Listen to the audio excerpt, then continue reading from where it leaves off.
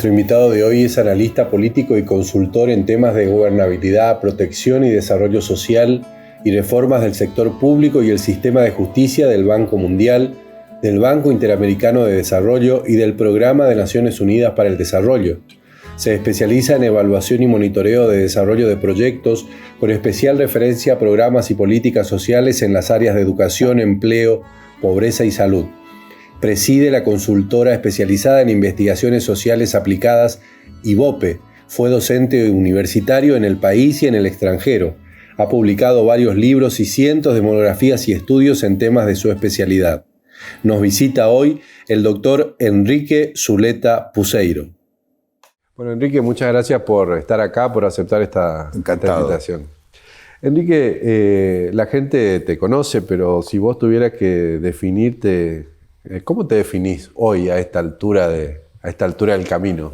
Bueno, hay múltiples actividades, todas ellas me han llevado con mucho cariño y mucho amor a llevar al fondo. Aprecio especialmente la trayectoria académica, pero también el compromiso con la política, desde fuera de la política, pero desde adentro de la política, un observador participante. Claro. En Corrientes llegué aquí en el año 86, era el gobierno de Alfonsín, yo era funcionario, después en ese momento, 87, me incorporé como un asesor del gobierno de Leconte. Teníamos una inflación de 3.200%. El segundo año, un año después, 2.800%. Después, llegamos a 89%. Jamás tuvimos menos del 80% de inflación. Pero fue un gobierno muy interesante. El total de ese periodo, más o menos 6.000 y pico. Sí, un gobierno. O sea, que no te asusta. Entonces, ayer yo escuchaba en un seminario que se hizo muy interesante en el banco, hecho por APIC y por FER y por la Cámara Argentina de Comercio, que nos hablaban de las tasas de inflación y cómo se va a poder gobernar con 150% de inflación. Bueno, lo miraba a Leconte en la primera fila, que me miraba. Esas eran inflaciones. Claro. Esas eran inflaciones y esas eran grietas. Y acababa de ganarle él por segunda vez a Alfonsín, el Pacto Autonomista Liberal, las elecciones. Corrientes se enfrentaba a una etapa con enormes reservas políticas, morales, intelectuales, con mucha fuerza. Y eso le ha permitido, en 20 años de avatares profundos, de avances y retrocesos, intervenciones, cambios de modelos, liderazgos emergentes, declinantes, completar un sistema político bastante estabilizado que ha generado paz social, una sociedad muy homogénea, llena de posibilidades, de mucha calidad. Desarrollo de Corrientes en el sentido de sociedad civil es muy interesante. Pero vos entonces, docente, politólogo, consultor, ¿cómo? De todo un poco, como los gatos, pero no con trayectorias consecutivas, sino simultáneas. Bueno, y queremos aprovecharte ya que estás, ¿no? ¿Qué está pasando en Argentina? Bueno, en Argentina está pasando exactamente lo mismo que está pasando en todas las democracias. En todas las democracias. Hay un proceso que yo creo que es un triunfo de la democracia en el fondo, que es de cuestionamiento de la representación política. Y eso es interesante, porque la representación nace allá en el siglo XVIII, la teoría republicana.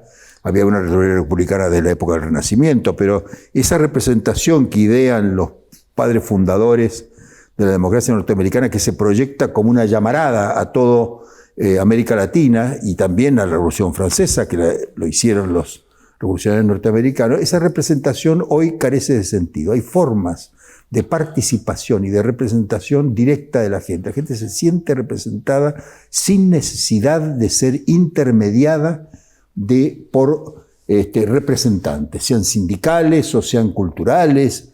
Entonces, tenemos entonces una sociedad que busca de alguna manera protagonizar las cosas.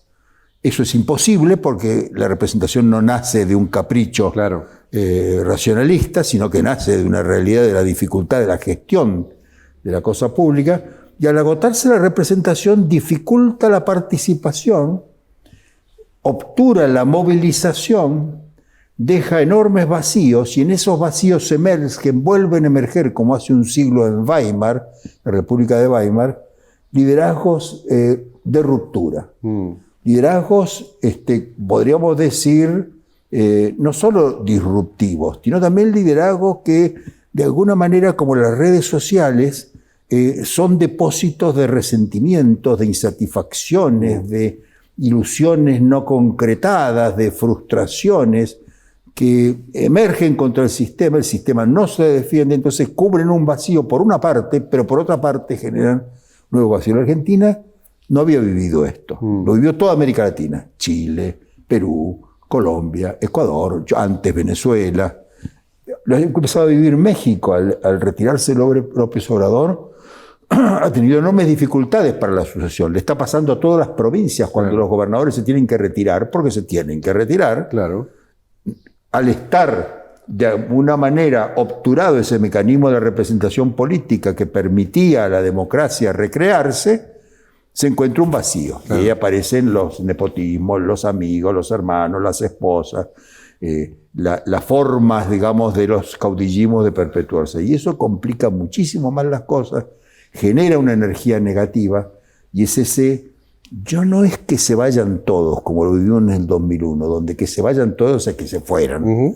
Porque si uno mira las imágenes de los liderazgos, no hay un resentimiento contra ellos, hay un desprecio, un descarte, pero nadie quiere que se vaya nadie, ni que haya muertos, ni que corra sangre en las calles. Lo que quieren simplemente es que haya cambios fundamentales. Uno dice empezar de nuevo. ¿Se puede empezar de nuevo? No se puede, pero la gente quiere empezar. Claro, y ahí ¿no te parece también de que hay, porque en toda esa descripción que estás haciendo, que le podríamos poner nombre, digamos que en Argentina todo eso está hoy capitalizado, al menos con primera verificación en las PASO por Javier Milei, una especie de, bueno, esto está teorizado también, lo de la anomia boba, digamos, lo de la cuestión de que hay una tensión permanente también contra la norma, digamos, ¿no? Contra la ley. Es empezar todo también ese es un tema muy importante. Yo tengo un seminario en Derecho hace muchos años, en la UBA, que se llama Sociología del Estado de Derecho, y el tema de la transgresión, de la cultura de transgresión, es central en ese. Llevo muchos años pensando en esto. Yo no creo en el tema de la anomia boba, no creo que este sea un país anómico. Lo que pasa es que es un país enormemente exigente, no consigo mismo, sino con los demás. Hay una especie de actitud de que los demás tienen la culpa, de que algo nos está pasando, que no tenemos el gobierno que nos merecemos. Pero eso incluso, no sé si, seguramente que te pasa porque vos medís todas esas cosas, que también se puede verificar en cosas más pequeñas. Por ejemplo, digamos, cuando hay que hacer el ajuste, ¿no? Sí. Pero que le ajusten a otro. Claro, a otro, exactamente. En el colegio estamos indignados con los maestros. Bueno, pero estamos dispuestos a participar de la vida de la escuela de nuestros hijos y comprometernos. Las reuniones de padres son tormentosas. Si hay que acusar a un profesor de gimnasia, si hay que cuestionar una norma, etcétera, etcétera. Ahora, si hay que juntarse para hacer una vaca, para arreglar el techo, aparecemos 2 padres o 3 padres, o ninguno.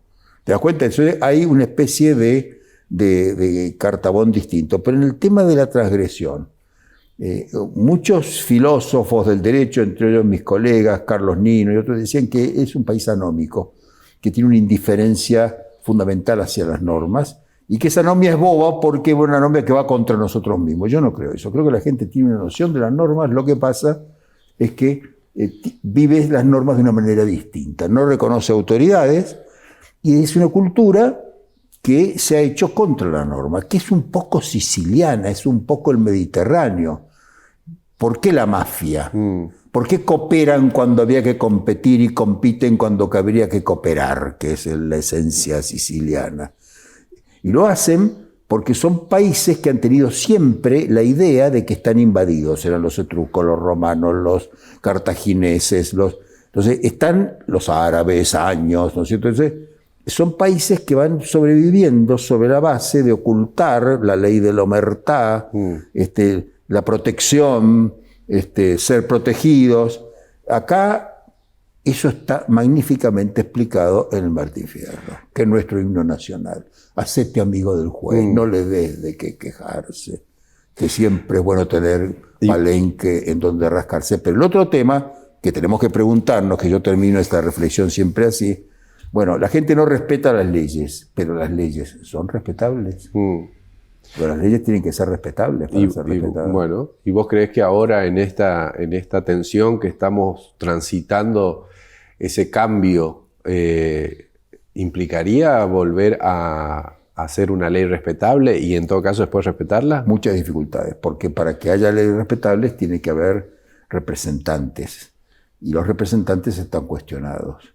Nosotros cuestionamos la representación. Si quisiéramos hacer un acuerdo, una concertación para hacer, lo van a intentar los dos fuerzas políticas no peronistas. Van a intentar hacer unas leyes ómnibus de 30, 40 reformas inmediatas y van a llevarlas al Congreso. El Congreso las va a rechazar porque va a estar totalmente fragmentado. Bueno, es lo que vino pasando con el Congreso hace un tiempo largo. Claro, pero esta vez llevarán unos paquetes completos. ¿Y qué pasa cuando los rechacen? El modelo es el de Uruguay, la calle Pou. Ese paquete va a regir con decreto de necesidad de urgencia, por cuestiones de necesidad de urgencia, van a nombrar jueces probablemente con DNU, como Rosati y como Rosenkrantz, esperando que haya consenso. Y puede ser, la calle estuvo casi un año con ese paquete, hizo un plebiscito en la Argentina civil inconstitucional, para que fuera obligatorio tendría que proponerlo el Congreso. Claro.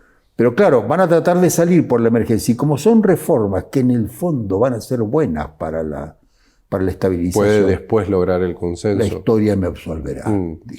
Y eso es un riesgo muy grande. Claro. Porque es entrar en una senda de discrecionalidad y de emergencia de la cual es difícil que salga nada bueno. No le ha pasado ni a Chile, ni a Perú, ni a Colombia, ni a Ecuador. Ninguno de esos países los presidentes han sobrevivido más de un año. Vos viste proceso, pero también trataste con todos los protagonistas de este país de los últimos 40 años de la democracia y hay un sistema de bloqueo en el Congreso que impide esto, ¿no? Y mi pregunta es el porqué de ese bloqueo. Digamos, no hay volumen político y eso alcanza para explicar, es decir, no tenemos más un Alfonsín, un Menem, un Duhalde y eso alcanza para explicar y la grieta y ahí se termina. No, hay una decadencia de la representación política y nadie manda, nadie organiza, no hay autoridad. En el año 87 fue la última vez que se hizo una concertación, la hizo Alfonsín, de ahí salió la Ley de Defensa Nacional, la Ley de Seguridad Interior, salieron de un verdadero consenso. Ahora, ¿qué pasaba? Había en el Salón de los Escudos reunidos, como pasó en el 94 para la reforma constitucional, todos los partidos políticos representados. O sea, los radicales, los peronistas tenían dos siempre, Cafiero y Menem. Pero los demás eran un partido con su representación. Ahí estaba el Sogaray, allá estaba Lázara. Entonces, se concertaban y se hacían pactos, como podría haber sido la Moncloa en otro tiempo. Pero hoy, en este estado de negación de cualquier representatividad, nadie representa a nadie. Yo te pido que me des algún ejemplo de algún país en el mundo que esté haciendo concertaciones. No hay. La política ha perdido muchas cosas. Una cosa que ha perdido es la capacidad para prefigurar el futuro. Y al no prefigurar, no podernos proporcionar una imagen del futuro, nos devuelve a un estado de salvajismo. Sí, y además otra cosa que... el hombre lobo del hombre. Exactamente, y eso también en los estados subnacionales, en las provincias y también en la nación, aparece en el marco de toda esa descripción que estás haciendo, esta cuestión no fundacional. El que empieza de cero. Empieza conmigo la historia, ¿no? Entonces, así también es demasiado Tenemos difícil. que cancelar 70 años. No es la política. Además, ahí me extraña. Además, pero es demasiado tiempo ahí, me parece. Pero vamos a ver, el lunes pasado yo estuve, no sé cuándo se va a emitir este programa, pero en la feria del Oil and Gas, de petróleo y gas, se hizo en la rural. Estaban en el acto de cierre, en el cóctel, todos los sectores. La Cámpora, los diputados del PRO, estaban todos los sectores, departiendo amigablemente, conversando. De 20 años se conocen todos. Es como si la política tuviera una dimensión social feroz, ¿no es cierto? Pero después, cuando se atenúan las luces del espectáculo, la gente se conoce, sobre todo en el Senado, se hacen amigos, se comprenden, se entienden. Y era una situación que si la gente viera esto, decía yo, no entendería nada. ¿Dónde quedaría esa política de los diarios y de algunos canales de televisión donde todo es un apocalipsis final de enfrentamiento? Claro. Bueno, acá hay un funcionario que lo define, digamos, claramente, ¿no? Con 3 palabras, es pelea de payaso. Lo que pasa es que la gente por ahí se compra eso, ¿no? Bueno, la primera razón por la cual la gente se aparta de la política en el mundo, está muy estudiado esto, es la noción de que los enfrentamientos de la política son ficticios. Claro. Son artificiales. Son improvisados al solo efecto de enconar a la gente, dialectizarla, polarizarla y enfrentarla.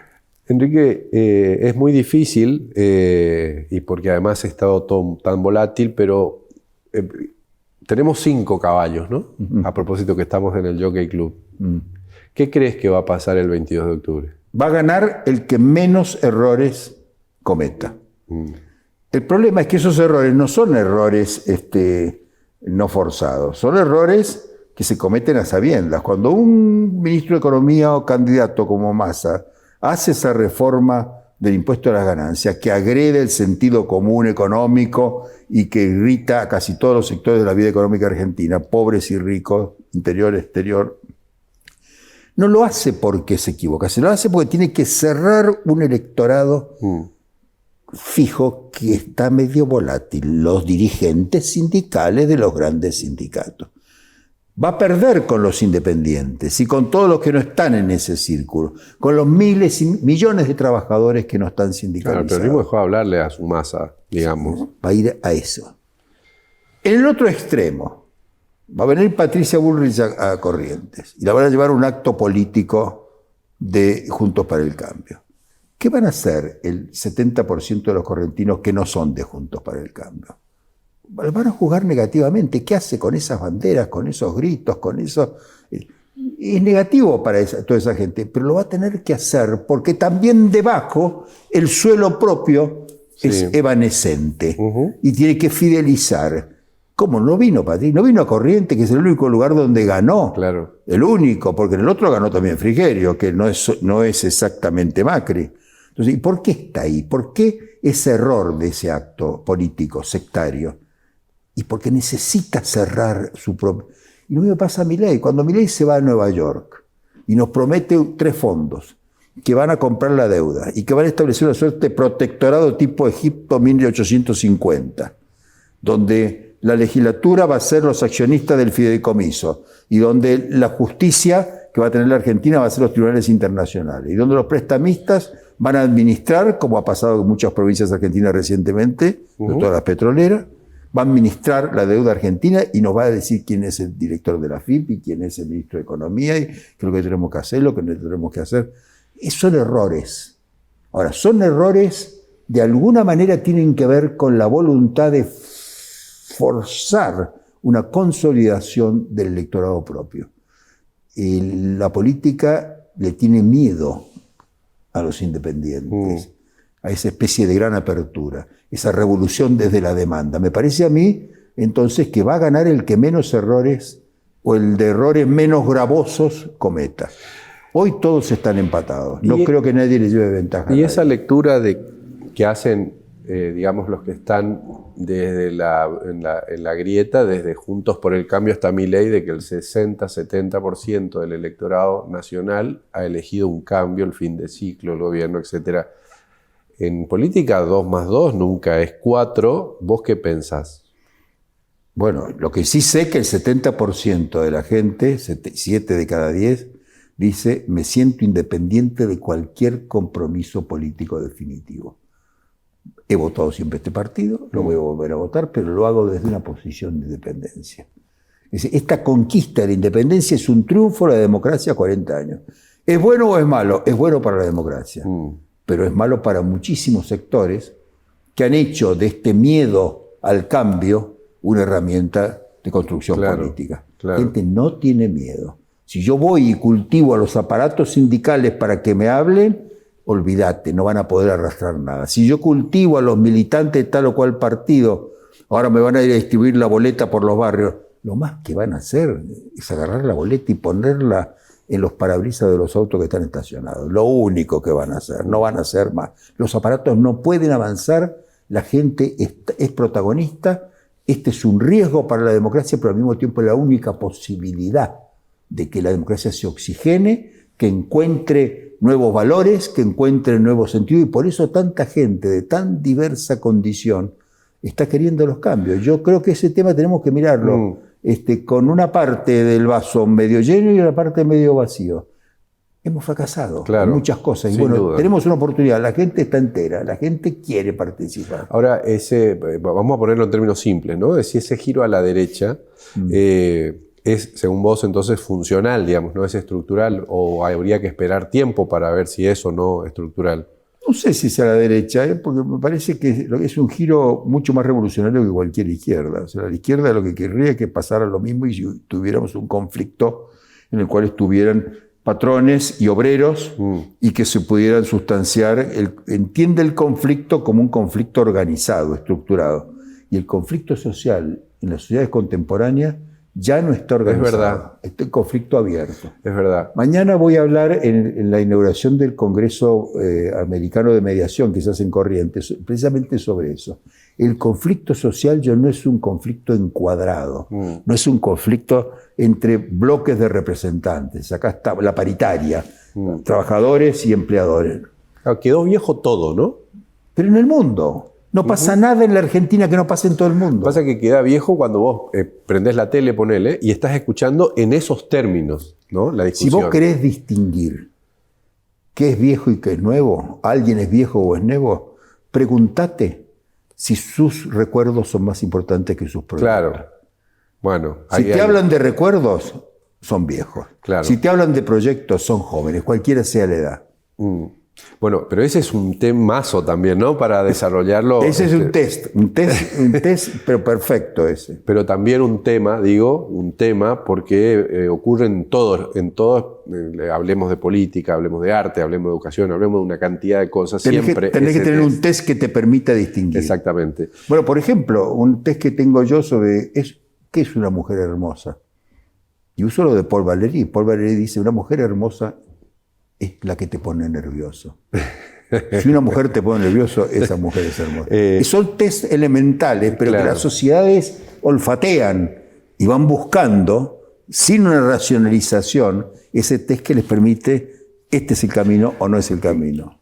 Incluso las categorías quedan un poco viejas, porque esto que estamos hablando, ¿no? Un conflicto social, hoy da la sensación de que son sumas de conflictos tribales, poco más que individuales, y que la política, ¿cómo dar respuestas a esa inmensa cantidad de conflictos que podrían estar bajo un paraguas general? Claro, porque la política está pensada para ideologías, de una revolución desde la oferta, la ideología, la utopía, la causa, el partido, el movimiento, el líder, desde la oferta, supply side, como se dice en inglés. El cambio viene de afuera, viene a la sociedad, se le ofrece y la sociedad opta. Cambió. Los que tienen bases de acción política, principios, proyectos individuales y colectivos son los ciudadanos. La revolución viene de abajo. Es la primera vez, por eso le llamo yo la época de la ultramodernidad, no la posmodernidad, la ultramodernidad, ¿no es cierto? En que la revolución viene de abajo hacia arriba. Ustedes, los periodistas, están preparados para eso.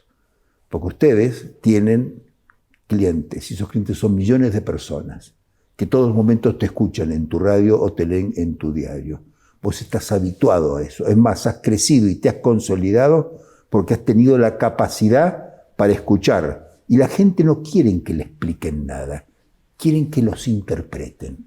Y el periodismo tiene una ventaja enorme, son los nuevos representantes, porque el periodismo está entrenado para interpretar a la gente. Algunos periodistas, últimamente en las campañas, sobre todo el periodismo militante, trata de explicarle a la gente, y la gente lo rechaza. Le cuesta muchísimo consolidar un programa político. A mí me pasó el año pasado una cosa muy interesante. Participé de un programa que es Animales Sueltos, perdón que lo cite. Ganamos el Martín Fierro Mejor Periodismo del año pasado.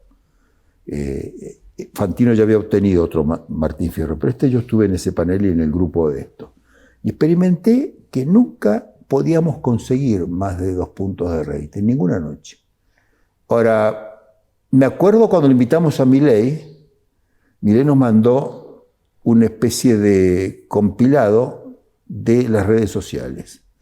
Una noche que al que habíamos alcanzado 1.8 en la entrevista con Milei en el Bebé de Suelto, nos mandó 1.400.000 likes y todo. Sí, pero claro. ¿Te das cuenta? Entonces, ¿cuál es el fenómeno? El fenómeno es que vos podés hacer desde la oferta un programa y un diálogo como el que estamos haciendo. Pero lo que va a haber después de esto es incontrolable. Claro. Y vos, periodista que sos el responsable, no vas a tener más remedio que conocer las redes sociales y ver ese fenómeno, porque tú realmente, tu realización profesional viene de esa repercusión. Exactamente. Y eso no es lo que buscaba el periodismo. No, pero además porque cambió la lógica claramente, que es la lógica industrial. Bueno, pero eso siempre ocurrió así. Lo que pasa es que ahora hay maneras de viralizar. Bueno, pero también ahí se verifica esto que decís, ¿no? Viene de abajo hacia arriba, te levantan, te bajan, confrontan, están a la par tuyo para opinar, etcétera, etcétera, ¿no? Los jueces están tan complicados como la política, por ejemplo, porque los jueces son verticales, la verdad viene de arriba hacia abajo, la ley, el texto, ¿no es cierto?, viene hacia abajo, el juez interpreta y define la última palabra. Igual que la política, está jerarquizado de arriba hacia abajo, está esclerosado, está cada vez más estrechado, su reconocimiento por la sociedad es cada vez menor, los jueces tienen peor imagen que los dirigentes sindicales y que los senadores, que es lo peor que hay en todos los países de América Latina, y le pasa lo mismo a la justicia que a la política. Ustedes, los periodistas, tienen la ventaja precisamente de tener esa clientela ilimitada, infinita, que nos han proporcionado las redes sociales. O sea que hay un test también que yo hago siempre, que es que cuando se te acaba rápido el tiempo, quiere decir que estuvo entretenido el programa. Y se nos fue el tiempo. Pero no quiero despedirte sin preguntarte en tu rol de consultor, es decir, ¿cómo hacer, digamos? ¿Qué es lo que hay que hacer para bajar los niveles de angustias que hay? Y en todo caso, ¿qué es lo que necesitamos para encarar un proceso, vamos a suponer, de ruptura total? Más allá de los nombres propios, ¿no? Donde nuestra cultura, tal como la veníamos conociendo, pueda experimentar un cisma. Bueno, yo te diría que eso es infinito, nos llevaría muchísimo tiempo, pero acudiría a una herramienta, que es la empatía. ¿Qué es la empatía? La gente cansada, cansa. La gente harta, harta. La gente confundida, confunde. De la misma manera que la gente entusiasmada y la gente optimista infunde entusiasmo e infunde. Eso se llama empatía, ¿sabes? Y ese proceso es el único proceso que puede realmente cambiar las cosas. La resiliencia, que es una forma de empatía, que es la capacidad de un organismo para reponerse y levantarse sobre la muerte y sobre la enfermedad, es una forma de la empatía. Y yo creo que eso es comunicación entre personas, y las instituciones, cuando son fuertes, es porque reflejan esa empatía, reflejan esa interrelación. El problema no son los individuos, la solución no son los individuos, la solución está en la relación entre los individuos, entre este rapport que podemos establecer. No tenemos más remedio que ensayar, y la conversación pública como la que hemos tenido es la única herramienta que hay a la mano, agotada la política, las religiones, las ideologías y los programas y las utopías. Enrique, ha sido un honor. Muchísimas gracias. Bueno, gracias a vos. A ustedes también, muchas gracias por estar ahí. Recuerden que este y los demás episodios se pueden ver en los repositorios digitales eduardo-ledesma.com, del diario El Litoral, y todas las semanas por este canal. Muchísimas gracias y hasta la próxima.